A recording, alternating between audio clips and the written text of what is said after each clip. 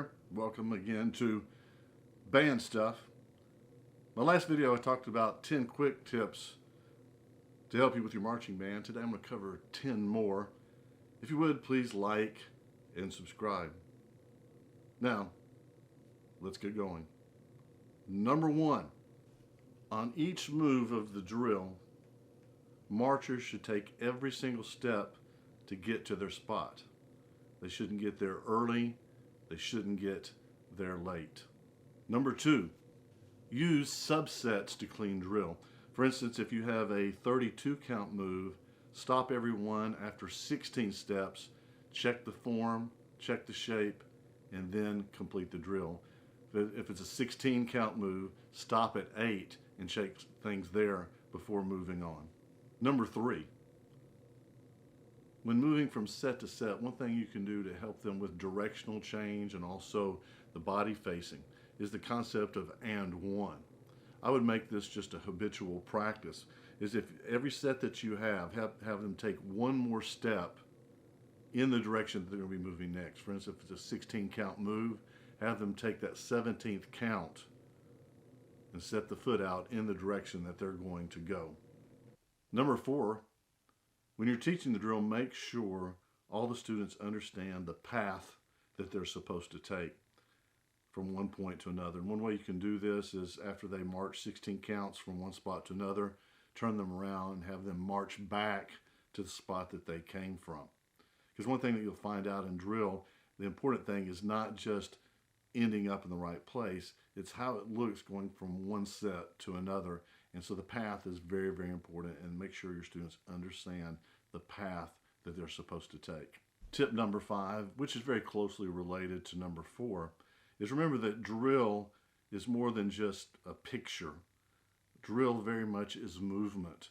A lot of times we have a tendency just to focus on how the pictures look after you march 16 counts. But one of the best bands that you'll see will look very, very good the whole time as they move from one set to the other. What does that movement look like in between sets, sometimes called transition areas? And that'll also be an important way to evaluate your drill. If you're writing your own drill and the thing looks like a mess for everything except when you hit the drill sets, you need to work on your drill writing. And it's one way to evaluate if someone's writing drill for you. How does the drill look throughout the whole movement, not just at points where you arrive?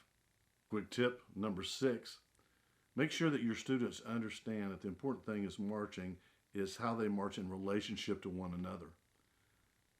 So many times they really get locked in on marching relationship to the hash mark or the yard lines, and certainly that's important to check those things and make sure that they're correct. But when they're actually in the act of marching, they've got to be more concerned about their relationship with each other.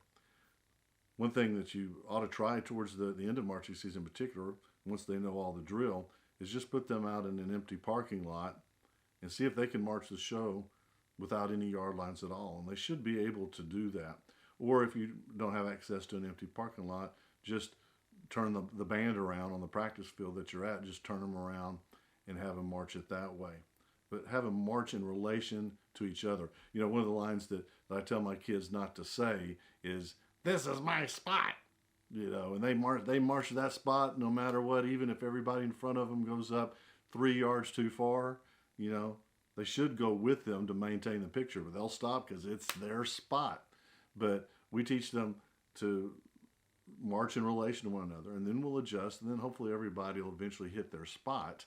But a lot of times the picture will actually look fine if everybody's concerned about being in relation to each other as opposed to that hash mark or that yard line.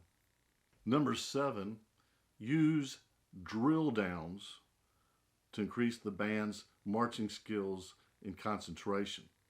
Now what a drill down is we put the kids in block band. The drum major calls out every command that the band knows: right face, left face, about face, forward march, march, just every marching skill that we know. And we drill them on that. And when the drum major or the band director notices a mistake, then that student has to go out and stand at parade rest on the sideline. And as you go, you adjust the speed of the commands, the difficulty, and you're really working to try to get people out as much as you can and try to get it down to one person. And when you get down to that one person, it's like completely silent as everybody's at parade rest on the sidelines, and our drum major does a salute to them, and they salute back, and they're proclaimed the winner of that drill down. And it's very important for the kids to remember is they don't just walk off when they make a mistake. The idea is if you make a mistake, you try to cover it as quickly as you can, like you would in a performance situation. So until the drum major or the band director, and you might have maybe a senior to help you as well, until they catch you making a mistake, you try to cover your mistakes as much as you can and stay in the drill down as long as you can. Number 8 is similar to the drill down, but I like to call this a drill up. We get in a block band formation. We do all the same commands, checking all the fundamentals that we've learned, just like we do in a drill down.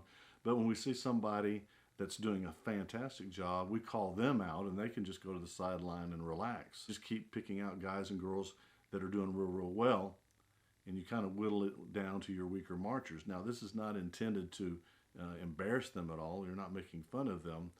But when you get down to the last few that are having certain problems in terms of their technique, you can talk to them about what they need to improve on. So that's the main thing is with your drill up, where you're being positive, make sure by the end of it, there's no embarrassment involved for those that are left behind.